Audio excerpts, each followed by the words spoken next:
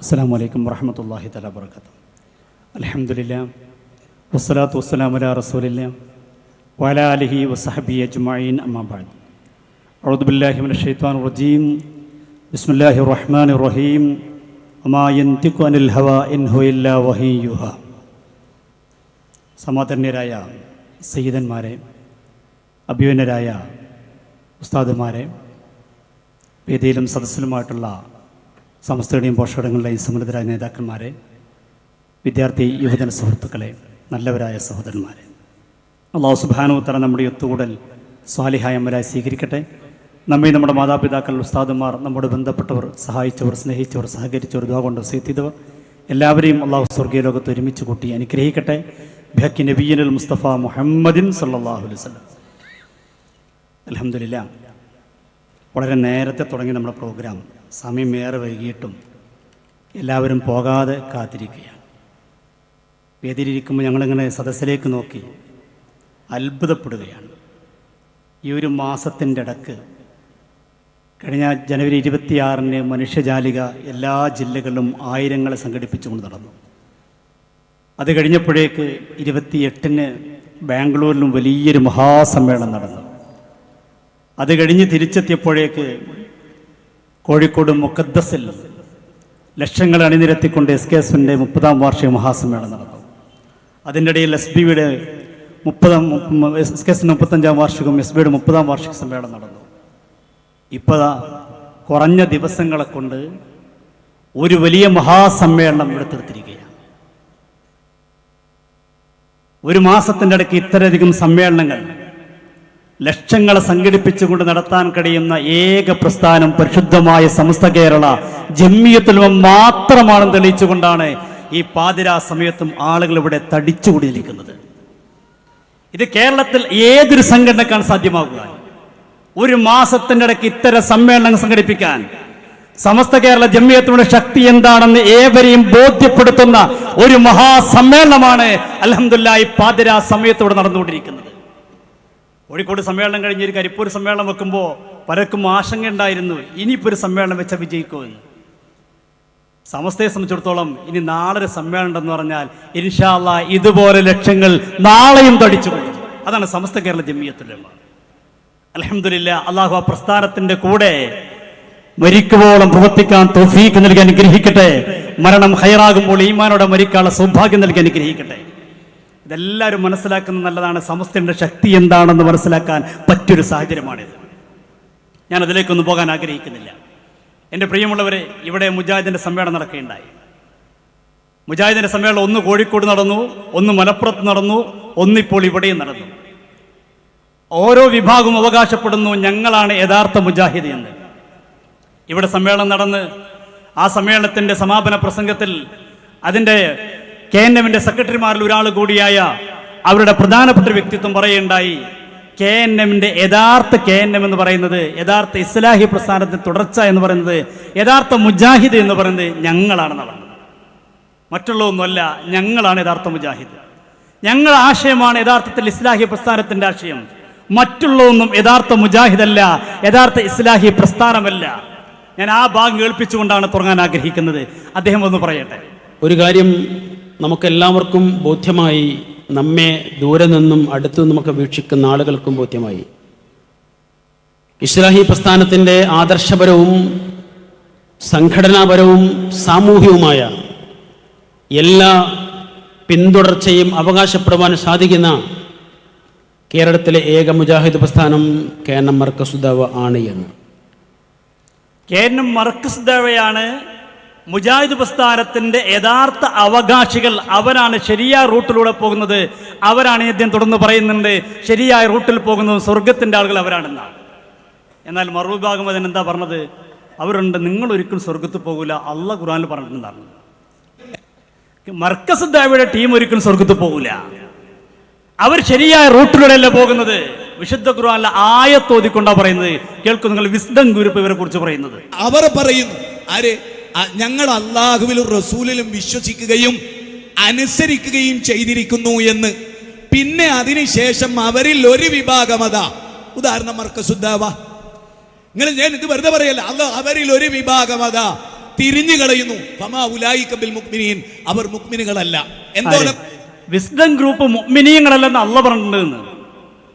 ഇസ്ലാഹി പ്രസ്ഥാനത്തിന്റെ പിന്തുടർച്ച ഉണ്ടെന്ന് മാത്രമല്ല അവർ മുഅ്മിനീങ്ങളല്ലെന്ന് അള്ളാഹ് പറഞ്ഞിട്ടുണ്ട്. പറയട്ടെ പ്രശ്നം അതല്ല പറയാ, വൈദാ ദൂ ഇലല്ലാഹി വറസൂലിഹി ലിയഹ്കുമ ബൈനഹും ഇദാ ഫരീഖും മിൻഹും മുഗ്രിദൂൻ. അതായത് 2002 വരെ ബുഖാരിയിൽ ഒരു ഹദീസ് ഉണ്ട് എന്ന് പറഞ്ഞാൽ ഓൽക്ക് വിഷയമല്ല. ആ ബുഖാരിയിൽ ഉണ്ടല്ലേ, അത് പരിഗണിക്കേണ്ടതാണ്. ഇപ്പൊ ചോദിക്കണ എന്തറിയോ, ബുഖാരിയിലല്ലേ ഖുർആനിലല്ലല്ലോ. ഇതാ വ്യത്യാസം. അള്ളാഹ് പറഞ്ഞു തരാ, 14 നൂറ്റാണ്ട് മുമ്പ് ഇങ്ങനെ ചില വിഭാഗം ഉണ്ടാവും. ഇതാ ആ ഹദീസ് പത്തരമാറ്റാണ്, മുത്തവാത്തിറാണ്. നാലുണ്ട് യുക്തിക്ക്. ഈച്ചന്റെ ഒരു ചിറകിൽ ഔഷധവും ഒരു ചിറകിൽ രോഗാണും. എനിക്ക് വിശ്വസിക്കാം. നിങ്ങൾക്കറിയോ, കൊളറാഡോ യൂണിവേഴ്സിറ്റി ഉണ്ട്, അതിന്റെ ഷഡ്പഥ വിജ്ഞാനിയം വെറുതെ ഒന്ന് ക്ലിക്ക് ചെയ്തൊക്കെ ഇപ്പോ ഈ കസേലയിൽ ഇരുന്നിട്ട് കൊളറാഡോ യൂണിവേഴ്സിറ്റി എന്നൊന്ന് അടിച്ചു കൊടുത്തേ, അതിലെ ഷഡ്പഥ വിജ്ഞാനി അടിച്ചു കൊടുത്തേ, ഈച്ചയുടെ ചിറകിൽ ഔഷധം ഉണ്ടോ, ഈച്ചയുടെ ചിറകിൽ ഓയിൽമെന്റ് ഉണ്ടാക്കലുണ്ടോ എന്നൊക്കെ ഒന്ന് പരിശോധിച്ച് നോക്കിയേ. അള്ളാഹുവിന്റെ റസൂൽ അള്ളാഹിന്റെ റസൂലാണ് എന്നതിന്റെ ഏറ്റവും വലിയ തെളിവാ പറയുന്നത്. ഈച്ചന്റെ ഒരു ഹദീസ് കഴിഞ്ഞ മുജാഹിദ് സമ്മേളനത്തിൽ ഉണ്ടായ വിഷയമാണ്.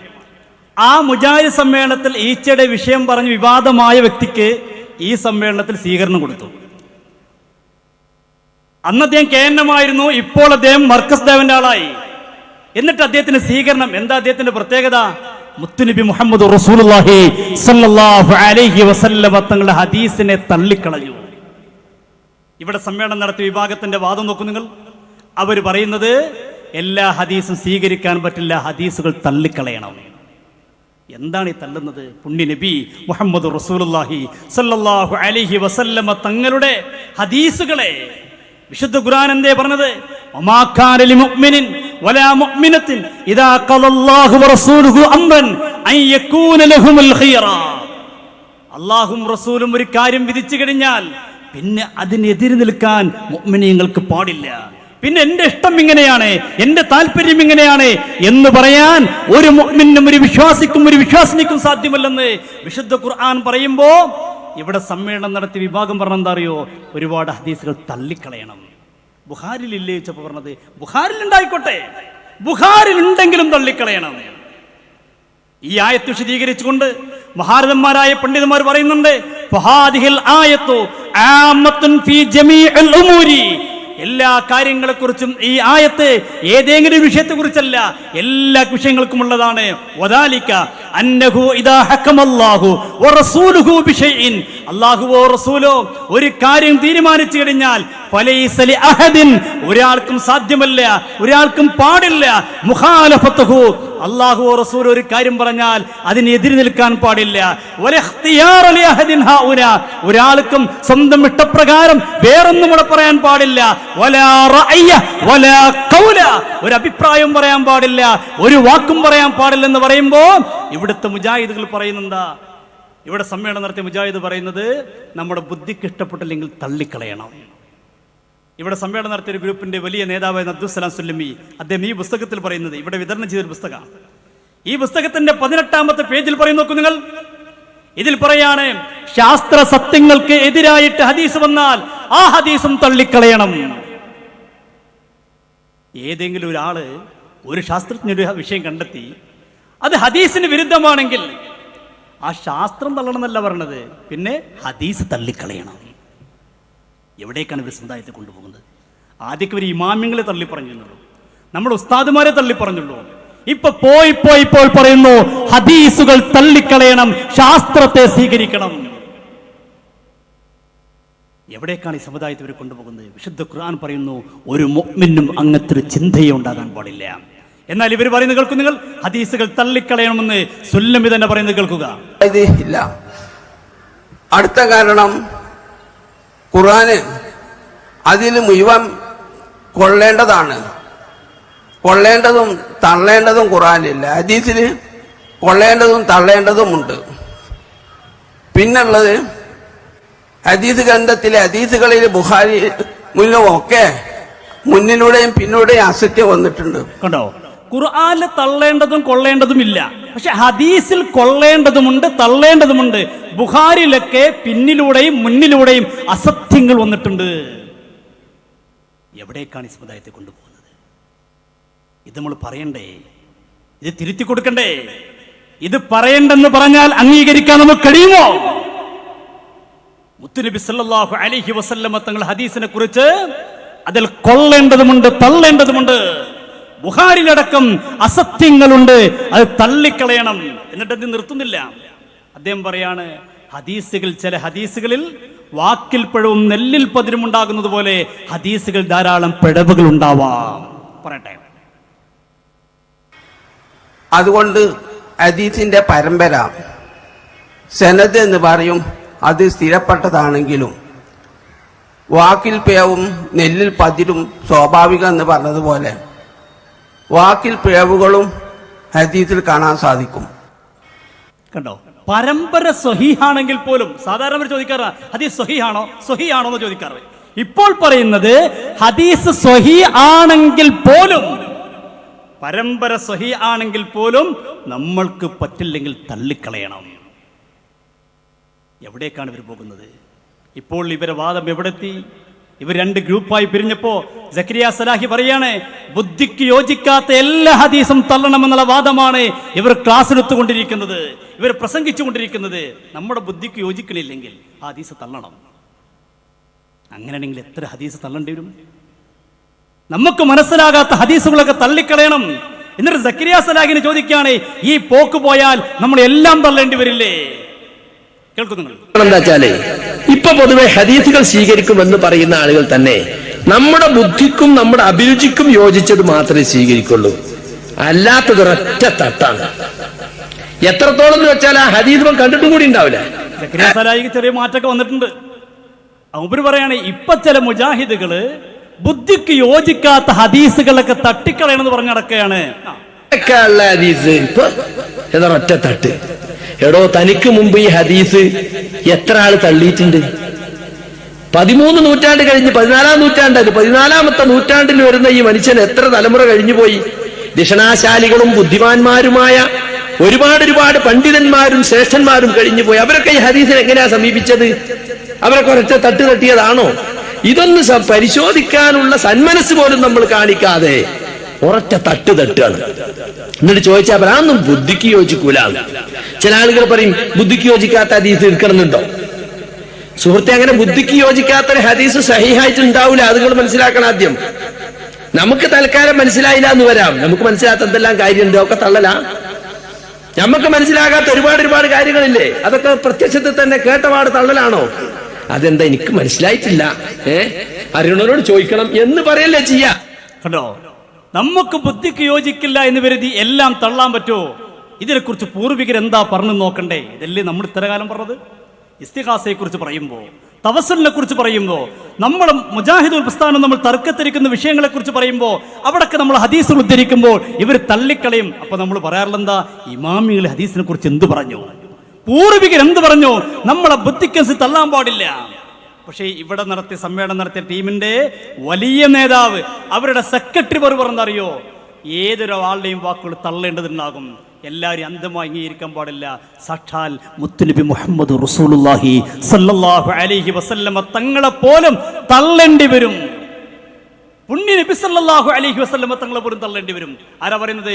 ഇവിടെ സമ്മേളനം നടത്തിയ ആ ടീമിന്റെ ഏറ്റവും വലിയ നേതാവ്. കേൾക്കും നിങ്ങൾ. പടച്ചവൻ മാത്രമാണ്, വേറെ ആര് ചെയ്താലും ചോദിക്കണം എന്തിനാണ്. കണ്ടോ? പടച്ചോനല്ലാതെ ആര് എന്ത് ചെയ്താലും ചോദിക്കണം. പറയട്ടെ, ആര് ചെയ്താലും ശരി. അതല്ല നിങ്ങൾ ചോദ്യം ചെയ്യാതെ കണ്ട് ഒരുത്തരെ അന്ധമായി നിങ്ങൾ അനുകരിക്കുന്നുവെങ്കിൽ അതിന് ദിവ്യത്വം കൽപ്പിച്ചു എന്നതിന്റെ അർത്ഥം. ഓൻ ദൈവമാക്കിയിരിക്കുന്നു നിങ്ങൾ. അത് ആര് ചെയ്താലും ചോദിക്കണം. മുഹമ്മദ് നബി തന്നെയാണല്ലോ ഏറ്റവും അടുത്തത്. മുഹമ്മദ് നബി ചെയ്താലും ചോദിക്കണം എന്തിനാ ചെയ്തത്. കണ്ടോ? മുഹമ്മദ് നബി സല്ലല്ലാഹു അലൈഹി വസല്ലമ തങ്ങൾ ചെയ്താലും ചോദിക്കണം എന്തിനാ ചെയ്തത്. ഈമാനുള്ള മുഅ്മിനീങ്ങളെ നമുക്ക് ഉൾക്കൊള്ളാൻ കഴിയോ? പടച്ചോനെ പേടിയുള്ളവരെ, ഇവരുമായി കൊണ്ട് അഡ്ജസ്റ്റ്മെന്റിൽ പോകാൻ നമുക്ക് കഴിയോ? ആരെയാണ് ഈ തള്ളുന്നത്? അഷ്റഫുൽ വറാ നബി മുഹമ്മദ് റസൂലുള്ളാഹി സല്ലല്ലാഹു അലൈഹി വസല്ലമ തങ്ങളെ തള്ളിക്കളയണം. ആരെയും നമ്മൾ സ്വീകരിക്കണമെങ്കിൽ നമ്മളൊന്ന് ആലോചിക്കണം, സ്വീകരിക്കാൻ പറ്റുമോ പറ്റൂലേ? അത് മുത്തുനബിയാണെങ്കിൽ പോലും. പറഞ്ഞിപ്പോ എവിടെത്തി? ഇവിടെ സമ്മേളനത്തിൽ പ്രസംഗിച്ചെന്താ അറിയോ? ഖുർആൻ പോലും അന്ധമായി അനുകരിക്കരുത്. ആദ്യം സഹാബത്തിനെ തള്ളി, മുമ്പ് താബിയങ്ങളെ തള്ളി, അതിൻ്റെ മുമ്പ് നമ്മൾ ഉസ്താദുമാരി ഇമാമിങ്ങളും തള്ളി, പിന്നെ ഹദീസ് തള്ളി. ഇവിടെ വന്നപ്പോൾ ഒന്നുകൂടി കയറി വിശുദ്ധ ഖുർആനെ കുറിച്ച് ഇവിടുന്ന് പ്രസംഗിച്ചെന്താ അറിയോ? വിശുദ്ധ ഖുർആൻ അന്ധമായി അനുകരിക്കരുത്. നമ്മളൊക്കെ ഒന്ന് ഖുർആൻ കിട്ടിയെന്ന് നോക്കണം, നമുക്ക് പറ്റൂലേ? പറ്റുമെങ്കിൽ സ്വീകരിക്കാം, അല്ലെങ്കിൽ തള്ളാം. അതിന് തെളിവെന്താ? ആയത്ത് കേട്ടോളുന്നുണ്ട്. ഖുർആൻ രേഖപ്പെടുത്തുന്ന മറ്റൊരു സവിശേഷമായ കാര്യം ദൈവികമായ സന്ദേശങ്ങളെ അന്ധമായി അനുകരിക്കരുത് എന്നതാണ്. ദൈവിക സന്ദേശങ്ങളെ അന്ധമായി അനുകരിക്കരുത്. ഖുർആൻ നൽകുന്ന സൂചനയാണ്. ഖുർആൻ നമ്മോട് പറയുന്നതാണ്, അള്ളാഹുവിൻ്റെ വിശുദ്ധ ഖുർആൻ പോലും അന്ധമായിട്ട് അനുകരിക്കരുത്. നമ്മളൊന്ന് ആലോചിക്കണം, ബുദ്ധിക്ക് കൊള്ളൂലേ? പറയട്ടെ. അനുകരണം എന്ന് പറയുന്നത് യഥാർത്ഥത്തിൽ ചിന്തയെ കൊന്നുകളയുക എന്നതാണ്. വിശുദ്ധ ഖുർആനിലെ സൂറ ഫുർഖാൻ 25-ാം അധ്യായത്തിലെ 73-ാമത്തെ വചനത്തിൽ ഈ ഭാഗം രേഖപ്പെടുത്തുന്നുണ്ട്. വല്ലദീന ഇദാ ദുക്കിറു ബിആയാതി റബ്ബിഹിം ലം യഖിറു അലൈഹാ സുമ്മൻ വഉംയാന. ഈ പദത്തിന്റെ താല്പര്യം നിങ്ങൾ അന്ധമായി അല്ലാഹുവിന്റെ നാമങ്ങളിലേക്ക് വരരുത് എന്നു തന്നെയാണ്. കണ്ടോ എന്താ പറഞ്ഞത്? അള്ളാഹു വിശുദ്ധ ഖുർആനിൽ പറഞ്ഞ ആയത്ത് മുഅ്മിനീങ്ങൾ അടയാളം പറഞ്ഞ് വൈബാദുർ റഹ്മാനിൽ ലദീന യംശൂന അലൽ അർളി ഹൗന എന്നിങ്ങനെ തുടങ്ങി മുഅ്മിനീങ്ങൾ അടയാളം പറഞ്ഞു കൊണ്ടുവന്നിട്ട് അള്ളാഹു പറഞ്ഞു വല്ലദീന ഇദാ ദുക്കിറു ബിആയാതി റബ്ബിഹിം ലം യഖിറു അലൈഹാ സുമ്മൻ വഉംയാനാ. ഈ ആയത്ത് ഓതിയിട്ട് പറയണ ഈ ആയത്തിന്റെ താല്പര്യം ഖുർആനൊന്നും നമ്മൾ അന്ധമായിട്ട് അനുകരിക്കരുത് എന്നാണ്. ഈ ആയത്തിന് ഈ അർത്ഥം ആര് പറഞ്ഞു? നേരത്തെ സയ്യിദുലും ഇവിടെ പറഞ്ഞല്ലോ, സംവാദത്തിനാണ് ഇവിടെ കുട്ടികളുണ്ട്. ഞങ്ങൾക്ക് പറയാനുണ്ട്, ഈ ആയത്ത് വെച്ച് മുജാഹിദ് സമ്മേളനത്തിലെ വലിയൊരു പ്രശ്നമാണിത്. ഇത് ഓതിയ ആളാരറിയോ? മുജാഹിദിന്റെ വലിയ നേതാവായിരുന്ന അമാനി മൗലവിയുടെ പേരക്കുട്ടിയാണ്. അദ്ദേഹം പറഞ്ഞത് ഈ ആയത്ത് ഓതിയിട്ട് പറഞ്ഞ് അള്ളാഹ് ഖുർആനിൽ പറഞ്ഞിട്ട് ആയത്തുകൾ, വിശുദ്ധ ഖുർആനിലെ ആയത്തുകൾ അന്ധമായി അനുകരിക്കാൻ പാടില്ല. അതിന് തെളിവെന്താ? ഈ ആയത്താണ്. എന്താണ് ആയത്തിൽ അള്ളാഹ് പറഞ്ഞത്? ഈ ആയത്തിൽ എന്ത് പറഞ്ഞു? ഇതിന് മറുപടി ഇയാളെ വെല്ലിപ്പതിന് മുമ്പ് എഴുതി വെച്ചിട്ടുണ്ട്. ഞാൻ അത് വായിക്കാം. അമാനി മൗലവിയുടെ തഫ്സീർ വായിക്കാം, അദ്ദേഹത്തിന്റെ പരിഭാഷ ഞാൻ വായിക്കാം. അദ്ദേഹം പറയുന്നു, അള്ളാഹുവിന്റെ ആയത്തുകൾ മുഖേന ഉപദേശിക്കപ്പെടുന്ന അവസരത്തിൽ അവിശ്വാസികളും കപട വിശ്വാസികളും ചെയ്യാറുള്ളത് പോലെ അശ്രദ്ധയും അവഗണനയും അവർ കാണിക്കുകയില്ല. നേരെ മറിച്ച് കണ്ണും കാതും കൊടുത്ത് സശ്രദ്ധം അത് മനസ്സിലാക്കുകയും സബഹുമാനം അത് സ്വീകരിക്കുകയും ചെയ്യുവാൻ ആവേശപൂർവ്വം തയ്യാറാവുകയാണ് ചെയ്യുക. ഇയാൾ പറഞ്ഞ നേരെതിരെ പറഞ്ഞത്. വിശുദ്ധ ഖുർആൻ കേട്ടാൽ മുഅ്മിനീങ്ങൾ വളരെ ശ്രദ്ധയോടുള്ള സ്വീകരിക്കുമെന്നാണ് അമാനി മൗലവി പറഞ്ഞത്. എന്നിട്ട് അമാനി മൗലവി ഒന്നുകൂടി പറയുന്നുണ്ട്, ചില ആളുകൾ തെറ്റിദ്ധരിച്ചതുപോലെ അല്ലെങ്കിൽ താല്പര്യപൂർവ്വം ദുർവ്യാഖ്യാനം ചെയ്തതുപോലെ അള്ളാഹുവിന്റെ ആയത്തുകൾ കൊണ്ട് ഉപദേശിക്കപ്പെടുമ്പോൾ അത് കണ്ണടച്ച് വിശ്വസിക്കാതെ വിമർശന ബുദ്ധ്യ പരിശോധിച്ച് ബോധ്യപ്പെട്ടാൽ മാത്രമേ അത് സ്വീകരിക്കുകയുള്ളൂ എന്നല്ല ഈ വചനത്തിന്റെ സാരം. പേരക്കുട്ടിക്ക് വല്യപ്പ നേരത്തെ മറുപടി ഉറച്ചിട്ടുണ്ട്. അങ്ങനെ ആയത്തിന് അർത്ഥം വെക്കാൻ പാടില്ല. നോക്ക്, നിങ്ങൾ വിശുദ്ധ ഖുർആൻ അംഗീകരിക്കണമെങ്കിൽ നമ്മളൊന്ന് ആലോചിക്കണം. നമ്മളെ ബുദ്ധി കൊള്ളുന്നുണ്ടെങ്കിൽ സ്വീകരിക്കാൻ, ഇല്ലെങ്കിൽ പറ്റൂല. എന്നിട്ട് അമാനി മൗലവി പറയാണ്, ഈ പറയുന്നത് കേവലം അസംബന്ധവും അതിര് കവിച്ചലുമാകുന്നു. ഇതല്ലേ സയ്യിദുലും കൂടെ പറഞ്ഞത്? വിശുദ്ധ ഖുർആൻ നമ്മുടെ ഇഷ്ടത്തിന്. ഇതാരവിടെ തുടങ്ങി വെച്ചത്? ഇതവിടെ ആരാ തുടങ്ങി വെച്ചത്? CN അഹമ്മദ് മൗലവി. അദ്ദേഹത്തിന്റെ വാദം എന്തായിരുന്നു? ഖുർആനിലെ ആയത്തുകളുമൊക്കെ നമ്മളെ ബുദ്ധിക്ക് കൊള്ളുന്നില്ലെങ്കിൽ നമ്മളെ ബുദ്ധിക്കനുസരിച്ചുകൊണ്ട് വ്യാഖ്യാനിക്കണം. അദ്ദേഹം വ്യാഖ്യാനിച്ചു എന്താ? മൂസാ നബി അലൈഹിസ്സലാത്തു വസ്സലാം ആ കടലിലേക്ക് പോയിട്ട് അള്ളാഹു തആല കടലിനെ അടിക്കാൻ പറഞ്ഞല്ലോ, വടിയുണ്ട്. അടിച്ചപ്പോൾ കടൽ പിളർന്നില്ലേ? അതെങ്ങനെ ഉൾക്കൊള്ളാൻ കഴിയുക? ഒരു വടിയുണ്ട് അടിക്കുമ്പോൾ ഇങ്ങനെ കടലെങ്ങനെ പിളരുക? എന്നിട്ട് എങ്ങനെ ആയിക്കൂടി നടന്നു പോകുക? അത് ഉൾക്കൊള്ളാൻ കഴിയില്ലല്ലോ. അപ്പൊ അദ്ദേഹം വ്യാഖ്യാനിച്ചു, മൂസാ നബി എന്ന് പറഞ്ഞാൽ കടലിന്റെ വേലിയേറ്റം അറിയുന്ന ആളാണ്, വേലി ഇറക്കം അറിയുന്ന ആളാണ്. അതുകൊണ്ട് വടി കുത്തിയിട്ട് എവിടേക്കാണ് ആഴുള്ളത്, ആയല്ലാത്തതൊക്കെ നോക്കിയിട്ട് ഇങ്ങനെ പോയി, കടൽ കൂടി വടി കുത്തിയിട്ട് പോയി. വിശുദ്ധ ഖുർആൻ വ്യാഖ്യാനിച്ചാണ്. അത് ഇപ്പോഴും മുജാഹിദ് പ്രസ്ഥാനം വലിയ താല്പര്യപൂർവ്വം പറയുന്നുണ്ട്. അന്ന് CN അഹമ്മദ് മൗലവി നല്ല മനസ്സുകൊണ്ടാണ് അങ്ങനെ വ്യാഖ്യാനിച്ചെന്നപ്പോൾ പ്രസംഗിക്കുന്നത്. CN അഹമ്മദ് മൗലവി ഖുർആൻ അങ്ങനെ ദുർവ്യാഖ്യാനിച്ചത് വേറെ ഒരുപാടുണ്ട്. ഒരു പെട്ടി വന്നതിനെ വെച്ച് ഖുർആൻ പറയുന്നുണ്ട്. ആ പെട്ടി മലക്കുകൾ ചുമക്കെന്ന് പറഞ്ഞപ്പോ മലക്കുകൾ ഇങ്ങനെ പെട്ടി ചുമന്നുകൊണ്ടുക. അപ്പൊ അമാനി പോലെ സി എൻ അഹമ്മദ് മൗലവി പറഞ്ഞു, അത് മലക്കുകൾ എന്നല്ല അർത്ഥം, കാളവണ്ടി എന്നാണ് അർത്ഥം. മലക്കുകൾ കാളവണ്ടിയായി. സുലൈമാൻ നബി അലൈഹിസ്സലാത്തു വസ്സലാമിനോട് ഉറുമ്പ് സംസാരിച്ചു എന്ന് പറയുന്നുണ്ട്. അപ്പൊ സി എൻ അഹമ്മദ് മൗലവി ചിന്തിച്ചു, എങ്ങനെ ഇപ്പൊ ഉറുമ്പ് സംസാരിക്കാം? അപ്പൊ സി എൻ അഹമ്മദ് മൗലവി പറഞ്ഞു, ഉറുമ്പ് എന്ന് പറഞ്ഞാൽ ഉദ്ദേശിക്കുന്നത് ആ നംലത്ത് ഗോത്രത്തിൽപ്പെട്ട ആ ഗോത്രത്തിലെ അറിയപ്പെട്ട പെണ്ണ് സംസാരിച്ചു എന്നാണ് അർത്ഥം. ഉൾക്കൊള്ളാൻ കഴിയത്തക്ക വ്യാഖ്യാനിക്കണം, ദുർവ്യാഖ്യാനിക്കണം. അങ്ങനെ ഒരു വ്യാഖ്യാനിച്ചതിനെ ഇപ്പൊ ഒരു മൗലവി പറയാണ് അതൊക്കെ നല്ല ഉദ്ദേശത്തോടെ ചെയ്തതാണ്. കേൾക്കും നിങ്ങൾ. അതായത് അന്നത്തെ വളരെ പ്രഗത്ഭനായിരുന്ന ഇസ്ലാമിനെ അങ്ങേയറ്റം സ്നേഹിച്ചൊരു പണ്ഡിതനായിരുന്നു സി എൻ അഹമ്മദ് മൗലവി. ഞാനിത് വളരെ കരുതി കൂട്ടിയാണ് ഈ ക്യാമ്പിൻ്റെ സമാപനത്തിൽ പിരിഞ്ഞു പോകുന്ന നിങ്ങളുടെ മനസ്സിൽ ഈ യാഥാർത്ഥ്യം ഓർമ്മപ്പെടുത്തുന്നത്. അദ്ദേഹം ഇസ്ലാമിനെ പൊളിക്കാൻ വന്ന ആളല്ല, ഇസ്ലാമിനെ നശിപ്പിക്കാൻ വന്ന ആളല്ല. അദ്ദേഹം എഴുതിയ ഗ്രന്ഥങ്ങളും ലേഖനങ്ങളുടെയും ലക്ഷ്യം നമ്മൾ കാണുമ്പോൾ ഇസ്ലാമിനെ ലോകത്തിന് എത്തിക്കണമെന്ന അടങ്ങാത്ത ആഗ്രഹം ഉണ്ടായ ആളാണ് അദ്ദേഹം. അദ്ദേഹം എന്താ ചെയ്തത്? നിങ്ങൾ ഖുർആൻ അങ്ങനെ വായിച്ചു നോക്കിയപ്പോൾ ഇങ്ങനെ തോന്നിച്ചാൽ ആയത്തൊക്കെ അതൊക്കെ അമുസ്ലിങ്ങൾ വായിച്ചാൽ ഖുർആനെ പറ്റി അവർക്ക് തെറ്റിദ്ധാരണ ഉണ്ടാവും. കാരണം മൂസാ നബി അലൈഹി സ്വലാം കടലിൽ അടിച്ചപ്പോൾ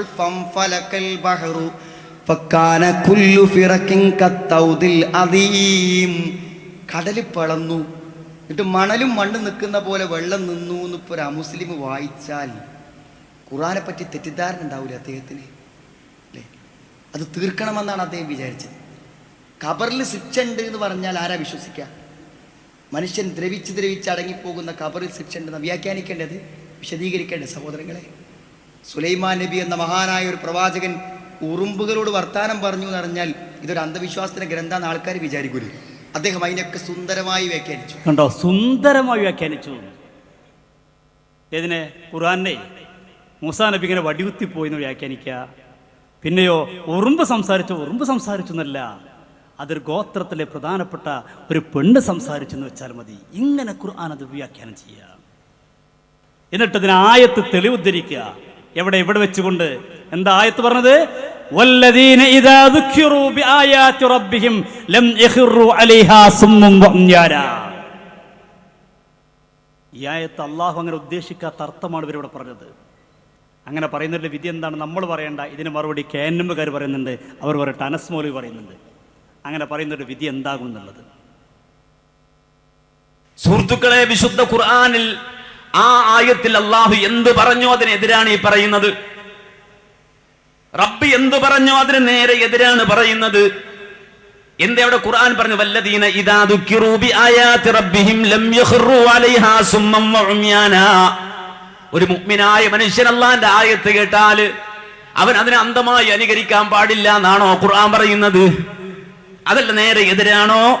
നിങ്ങൾ മനസ്സിലാക്കണം, അല്ലാഹ് പറഞ്ഞത് നേരെ എതിരാണ്. ഈ പറഞ്ഞതിന് നേരെ എതിരാണ് ആ ആയത്തിലുള്ളത്. ആ ആയത്തിന്റെ ആശയം ഈ പറഞ്ഞ ആശയത്തിന് നേരെ എതിരാണ്. ഒരു മനുഷ്യൻ കാഫിറാകുന്ന, കുഫറിൽ അകപ്പെട്ടു പോകുന്ന കലിമത്താണ് ആ പറഞ്ഞത്. അല്ലാഹ് എന്ത് വാക്കാണ് പറഞ്ഞത്? കുഫറിൽ അകപ്പെട്ടു പോകുന്ന വാക്കാണ് ഈ സമ്മേളനത്തിൽ വെച്ച് പറഞ്ഞത്. അപ്പൊ ഇത് തിരുത്തണ്ടേ? നമ്മുടെ ബാധ്യതയല്ലേ? ഇത് പറഞ്ഞു കൊടുക്കണ്ടേ? പറഞ്ഞു കൊടുക്കണേ സമ്മേളനം തന്നെ വെക്കണ്ടേ? അത് പറഞ്ഞു കൊടുക്കുക നമ്മുടെ ബാധ്യതയല്ലേ? കുഫറിലേക്ക് ആളുകളെ കൊണ്ടുപോകുന്ന വ്യാഖ്യാനമാണ് വിശുദ്ധ ഖുർആനിനെ ഇവിടെ മുജാഹിദ് പ്രസ്ഥാനം നൽകിയതെന്ന് മുജാഹിദിന്റെ ഔദ്യോഗിക ഗ്രൂപ്പിൽപ്പെട്ട അനസ് മൗലവി പറയുകയാണ്. ഇങ്ങനെ തുടങ്ങി എന്തൊക്കെ വിവാദങ്ങൾ അവിടെ ഉണ്ടാക്കിയത്. ഓരോ സമ്മേളനം കഴിയുമ്പോഴും ഒരു സുന്നത്ത് വിധേയത്താക്കും. കാസർഗോഡ് സമ്മേളനം നടന്നപ്പോഴാണ് പറഞ്ഞത് കുട്ടികളെ ചെവിയിൽ ബാങ്ക് കൊടുക്കാൻ പാടില്ല, അത് വിധേയത്താണ്. ഇക്കാലം വരെ മുജാഹിദ് ബാങ്ക് കൊടുക്കണം പറഞ്ഞു, അത് വിധേയത്താണ് പറഞ്ഞു. ഇവിടെ എത്തിയപ്പോഴോ ഓരോ സമ്മേളനം കഴിയുമ്പോഴും, മുമ്പൊരിക്കൽ സമ്മേളനത്തിൽ വെച്ചുകൊണ്ട് ഒരു മുജാഹിദ് മൗലവി പറഞ്ഞ നിസ്കാരത്തിന് ശേഷം ദ്വാർക്കുമ്പോൾ ദ്വാരക്കമായി ദ്വാർക്കാൻ പാടില്ല, ഒറ്റക്ക് ദ്വാർക്കാം. ഇനി ഒറ്റക്ക് ദ്വാർക്കണമെങ്കിൽ തന്നെ കൈ ഇങ്ങനെ പിടിക്കരുത്, കൈ താത്തിട്ടിട്ട് ദ്വാർക്കാം. ഇവിടെ എത്തിയപ്പോൾ അതും പോയി. ദ്വാരത്തിന് ശേഷം കൈ മുഖത്ത് തടവാൻ പാടില്ല, അത് വിധേയത്താണ്.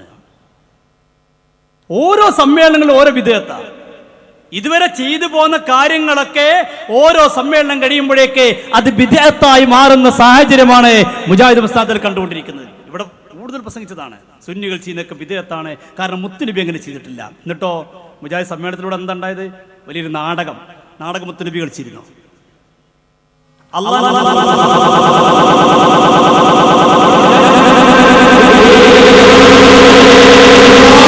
നാടകത്തിന് വേണ്ടി മാറ്റി വെച്ചു. പാട്ടുകൾക്ക് വേണ്ടി നമ്മളെ കുട്ടികൾ നബിദിനത്തിന്റെ സ്റ്റേജിൽ കയറിയിട്ട് നമ്മുടെ നബിയവർ ആരാണ് ഇത് പാടിയ വിദേഹത്ത്. അപ്പൊ ചോദിക്കും മുത്തുനബിയോ സഹാബത്തോ അങ്ങനെ പാടിയിട്ടുണ്ടോ? ഇവിടെ നോക്കൂ നിങ്ങൾ, അവരെ സമ്മേളനത്തിൽ നടന്ന ഒരു നാടകത്തിന്റെ ചെറിയൊരു ഭാഗം കാണിക്കാം. മീശ വളർത്തും മുട്ടോളം മുട്ടറ്റം മുടിയും വളർത്തും ഞങ്ങളുടെ ഇഷ്ടം ഞങ്ങളുടെ ഇഷ്ടം ഞങ്ങളതും ചെയ്യും. ഇത് ഞങ്ങളുടെ ഇഷ്ടം ഞങ്ങളുടെ ഇഷ്ടം ഞങ്ങളതും ചെയ്യും. My body my choice. അല്ല, ഈ ചെക്കനെന്താ ഈ ദിക്റ് ചൊല്ലുമാരി ചൊല്ലി വരുന്നേ? ഇത് ദിക്റ് ചൊല്ലണ മാതിരി നാടകമല്ല, എത്ര കണ്ടാൽ മതി, ഉള്ള കണ്ട നിങ്ങൾ ആലോചിച്ചു. ഇതൊന്നും ഒരു കുഴപ്പമില്ല. നമ്മുടെ നബിദിന റാലി നടത്തിയ പ്രശ്നമാണ്, ഷിർക്കാണ്, കുഫറാണ്, ബിദ്അത്താണ്. എന്നാലോ ഈ സമ്മേളനത്തിന്റെ ഭാഗമായിട്ട് റാലി നടത്തിയില്ലേ, വലിയ പാട്ടും വെച്ചിട്ട് റാലി നടത്തി. അപ്പൊ ഒരു പ്രശ്നമില്ല. നമ്മൾ നിങ്ങൾ മുത്തുനബിയുടെ സ്നേഹത്തിന്റെ ഭാഗമായി യാ നബി സലാം അലൈക്കും, യാ റസൂൽ സലാം അലൈക്കും, യാ ഹബീബ് സലാം അലൈക്കും, സലവാത്തുല്ലാഹി അലൈക്കും. അങ്ങനെ നബിയെ കുറിച്ച് പാടുന്ന നബിക്ക് ഇഷ്ടമുള്ള കാര്യമല്ലേ? മദീനത്തേക്ക് ചെന്നപ്പോ പുണ്യ നബി സല്ലല്ലാഹു അലൈഹി വസല്ലം തങ്ങളെ കണ്ടപ്പോ സഹാബത്തിന്റെ കുട്ടികൾ ദഫെടുത്തില്ലേ, മുട്ടിയില്ലേ, പാടിയില്ലേ?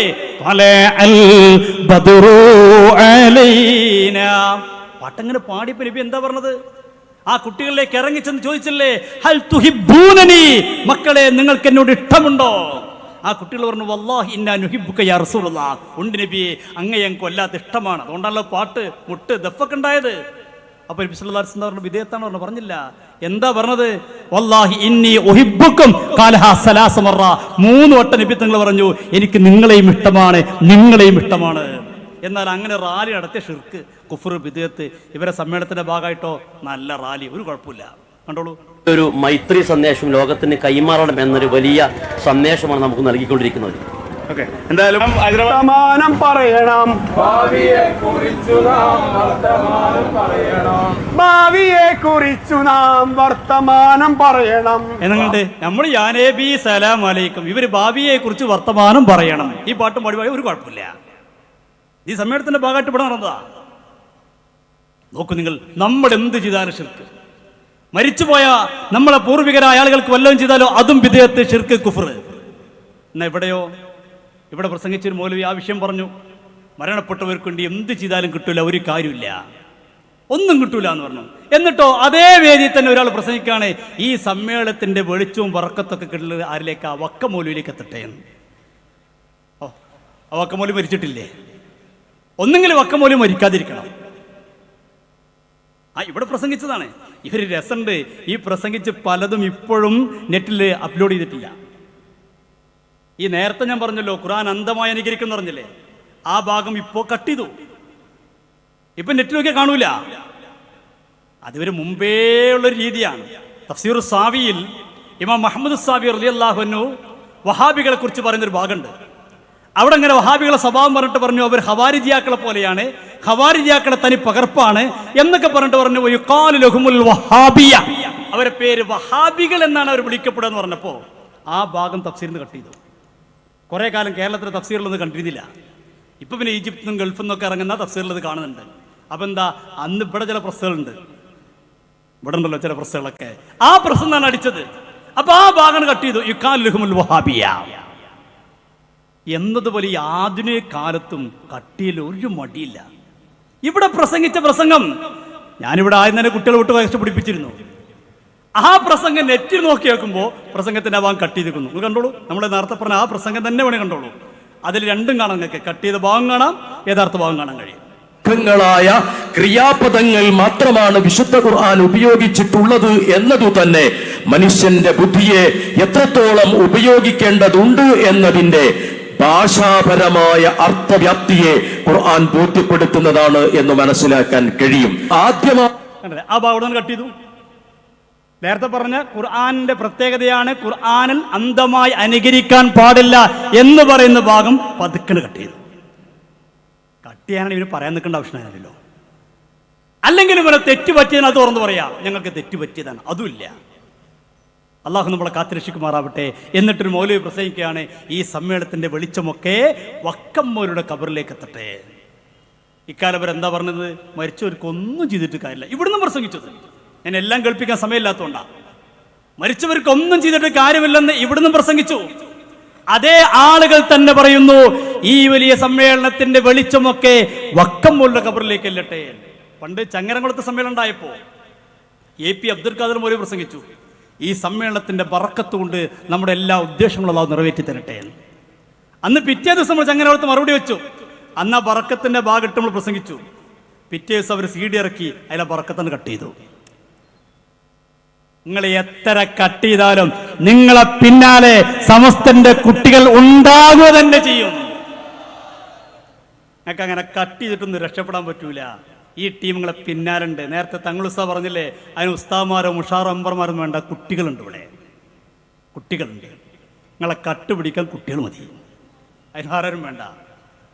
പറയണ്ട കേൾക്കും നിങ്ങൾ.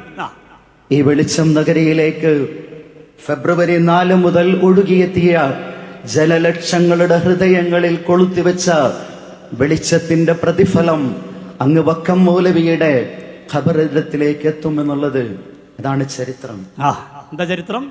ഈ സമ്മേളനത്തിന്റെ ഇത്ര ദിവസം നടന്ന സമ്മേളനത്തിന്റെ വെളിച്ചം വക്കം മൗലവിയുടെ ഖബറിലേക്ക് എത്തുന്നു. നമ്മൾ വിശുദ്ധ ഖുർആൻ ഓതിയാൽ ലായിസിലും അതെത്തൂല. മുജാഹിദ് സമ്മേളനത്തിന്റെ വെളിച്ചോ അത് സുഖമായിട്ട് വക്കം മൗലവിയുടെ ഖബറിലേക്ക് എത്തും. അപ്പൊ ഇവരതാണ് കുഴപ്പമില്ല. ഇവരുടെ ന്യായം എങ്ങനെയാണല്ലോ, ഇവരുടെ രീതി എങ്ങനെ? നമ്മൾ എവിടെയെങ്കിലും മരിച്ചോടത്ത് ഖുർആൻ ഓതിയ തെറ്റ്, മയ്യത്തുണ്ടാകുമ്പോൾ ദിക്റില്ല തെറ്റ്, അതിനേക്കാൾ നല്ലത് മാതൃഭൂമി പത്രം വായിക്കലാണ് പോലും. അങ്ങനെ ഒരു പ്രസംഗിച്ചു. മരിച്ചോടത്ത് പോയിട്ട് ഖുർആൻ ഓതുന്നതിനേക്കാൾ നല്ലത് മാതൃഭൂമി പത്രം വായിക്കലാണ്. എന്നാൽ ഇബ്നു തൈമിയ മരിച്ചപ്പോഴോ, ഇബ്നു തൈമിയ എന്ന് പറയുന്ന ഇവരുടെ ഏറ്റവും വലിയ നേതാവ് ഇവിടുന്ന് പ്രസംഗിച്ചു ഇബ്നു തൈമിയെ കുറിച്ച്. ഇബ്നു തൈമിയ ആരാണെന്നൊക്കെ അതൊക്കെ നമുക്ക് ഇടാൻ സമയമില്ലാത്തതുകൊണ്ടാണ്. ഇബ്നു തൈമിയ ആരാണെന്നും അദ്ദേഹത്തിന്റെ പാണ്ഡിത്യം എന്താണെന്നും ഒക്കെ ഇവിടെ വളരെ കുറേ നേരം അതാ പ്രസംഗിച്ചത്. ആ ഇബ്നു തൈമിയ മരണപ്പെട്ടപ്പോൾ എന്താ ഉണ്ടായത്? ഇബ്നു തൈമിന്റെ ഖബറിലേക്ക് ആളുകൾ പോവുകയാണ്.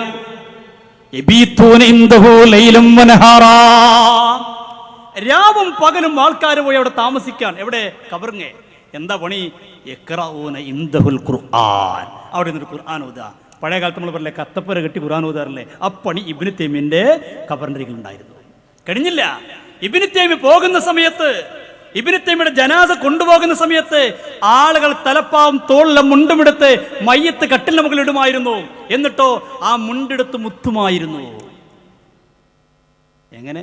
ഇബ്നു തൈമിന്റെ മയ്യത്ത് കട്ടിൽ മുത്താൻ കിട്ടാത്തതുകൊണ്ട്, അല്ലെങ്കിൽ മയ്യത്ത് മുത്താൻ കിട്ടാത്തത് കൊണ്ട് ആ മയ്യത്ത് കട്ടിലിന്റെ മുകളിലേക്ക് തുണിയിടും. എന്നിട്ട് ആ തുണി എടുക്കും, എന്നിട്ട് തുണി മുത്തും. ആര്? ഇബ്നു തൈമിയുടെ. ഒരു പ്രശ്നമില്ല. നമ്മളൊന്ന് ഖബറിങ്ങ പോയി ബറക്കത്തെടുത്താൽ അത് ശിർക്ക്. ഖബറിങ്ങ പോയാൽ ശിർക്ക്. ഇസ്തിഗാസ നടത്തിയാൽ ശിർക്ക്. ഇവിടെയും മൗലവി പ്രസംഗിച്ച എന്താ? CP ഉമർ സുല്ലമി അടക്കമുള്ള ആളുകൾ പറഞ്ഞ എന്താ? സമസ്ത കേരള ജമിയത്തുൽ പോലുള്ള മുസ്ലിം സംഘടനകളെ കുറിച്ച് പറഞ്ഞു, അവരൊക്കെ സമുദായത്തെ ഷിർക്കിലേക്കാണ് കൊണ്ടുപോകുന്നത്. മഅദല്ലാഹ്. ആരാണോ ഷിർക്കിലേക്ക് കൊണ്ടുപോകുന്നത്? ആരാണോ ബിദ്അത്തിലേക്ക് കൊണ്ടുപോകുന്നത്? നേരത്തെ തങ്ങൾ ഉസ്താദ് പറഞ്ഞതുപോലെ ഇവർക്ക് ഷിർക്ക് എന്തെന്ന് മനസ്സിലായിട്ടില്ല. ഷിർക്ക് എന്താണ് മനസ്സിലായിട്ടില്ല. മനസ്സിലാകാത്തത് കൊണ്ടാണ് ഷിർക്കിലേക്ക് കൊണ്ടുപോയെന്ന് പറയുന്നത്. ഈ സമ്മേളനത്തിന്റെ സമാപന സംഗമത്തിൽ വെച്ച് ഞങ്ങൾ ഈ സമ്മേളനത്തെ സാക്ഷി നിർത്തിക്കൊണ്ട്, ഈ 10,000 സാക്ഷി നിർത്തിക്കൊണ്ട് പറയുന്നു, നിങ്ങൾ തയ്യാറാണോ? ഷിർക്ക് എന്താണ്, തൗഹീദ് എന്തെന്ന് ഒരു സംവാദം നടത്താൻ കരിപ്പൂരിൽ സമ്മേളനം നടത്തിയ മുജാഹിദുകൾ തയ്യാറാണോ? ഞങ്ങൾ തയ്യാറാണ്. ഞങ്ങൾ 1000 വട്ടം തയ്യാറാണ്. നിങ്ങൾക്ക് ധൈര്യമുണ്ടോ? ഇവിടെ വെച്ചെന്നാവാം.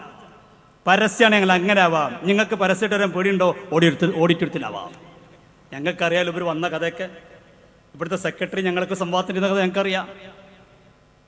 അതിനാണോ? അത് റെഡിയാണ്. ഈ പാവങ്ങളിലെ ഈമാൻ ചൂഷണം ചെയ്യരുത്. ഈ പാവങ്ങളെ പറ്റിക്കരുത്. ഈ പാവങ്ങളെ തെറ്റിദ്ധരിപ്പിക്കരുത്. അള്ളാഹു നമ്മളെ കാത്തിരക്ഷിക്കുമാറാവട്ടെ. അള്ളാഹു ഹക്കിൻ്റെ കൂടെ ഉറച്ചു നിൽക്കാൻ തൗഫീഖ് നൽകി അനുഗ്രഹിക്കട്ടെ. നിരവധി പറയാനുണ്ടെങ്കിലും 10 മണി വരെയാണ് എന്നോട് സമയം പറഞ്ഞത്. സമയം 10:15 നീട്ടിക്കൊണ്ട് ഉചിതമല്ലെന്ന് മനസ്സിലാക്കി ഞാൻ നിർത്തുന്നു. അള്ളാഹു നമ്മുടെ ഈ സദ്യുദ്ധമത്തെ സ്വീകരിക്കട്ടെ. ഇതിനോട് സഹായിച്ച എല്ലാവർക്കും അള്ളാഹുവെ അർഹമായ പ്രതിഫലം നൽകി അനുഗ്രഹിക്കണേ റഹ്മാനെ. ആമീൻ യാ റബ്ബുൽ ആലമീൻ. അസ്സലാമു അലൈക്കും വറഹ്മത്തുള്ളാഹി.